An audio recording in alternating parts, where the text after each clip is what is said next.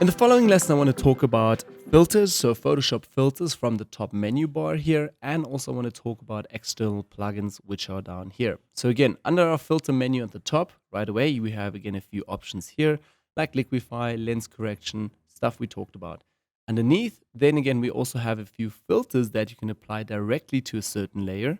And underneath that, we have external plugins, which you need to buy and install into Photoshop. And some are also for free. But more about that later in the lesson. Let's start right away out now. We first of all have just our normal layer selected, layer number 1. If I now head over to filter and go, for instance, to a filter setting here, something like blur, you'll see that as our main option. And then over here, we have a few more sub options.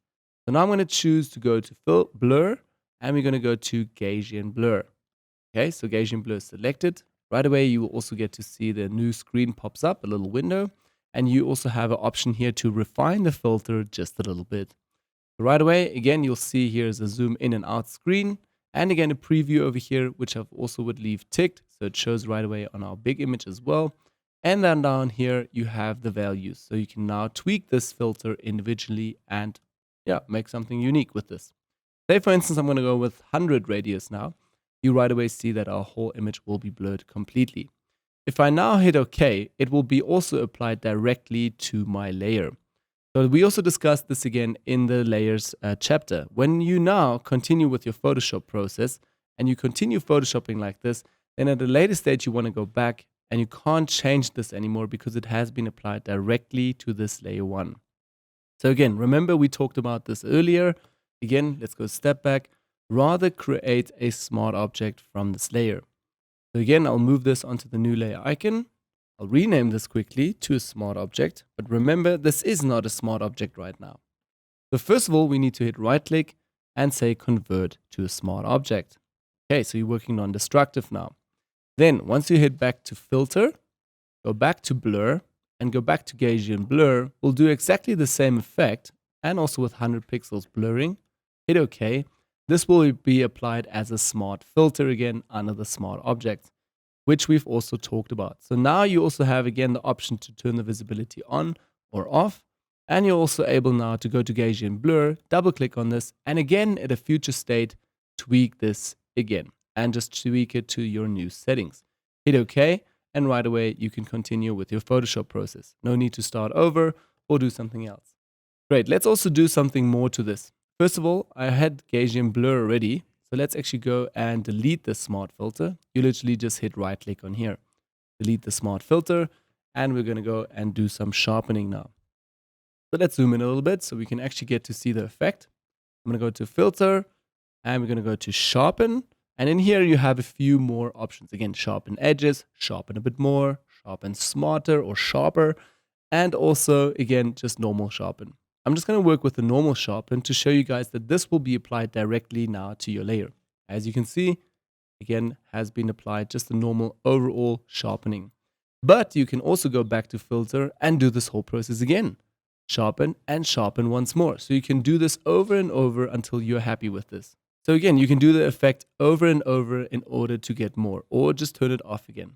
You can also go back to filter, go to sharpen and say smart sharpen. So again, over here, you have a whole new window to tweak this even more. So again, you can tweak the amount, you can tweak the radius, again, reduce noise, and play a little bit more with these settings until you are happy. Remember, here's also a little preview, plus you also get to see this over here. Once you hit OK, it will be applied right away. And as you guys can see, it sharpens it way too much. It's just a lot of detail. But again, you can always fall back here into the smart filters and also change this. So again, over here, one can change this again. Great. I'm actually going to turn all of this off and show you guys one more technique that I also use here with external plugins. So once you get a bit more advanced with Photoshop, you'll also go to filter and have maybe plugins that will be installed into your Photoshop here. So say for instance something like Nik Software Color FX Pro 4. You can also find this again on Google. All right, so what I'll do is just create again a new layer. I'll just create a normal, just a normal layer, not a smart object. Okay, let's go to filter and just quickly show you this Color FX Pro 4. And right away, a new plugin will be loaded into your Photoshop. So this is an external plugin, a software that runs aside from Photoshop And you are now able to have a few more filters in here with colors. You're able to see a before and after here, and you're able to over here to tweak all your effects. Once you are done, you literally just hit OK, and this will be applied directly to your image.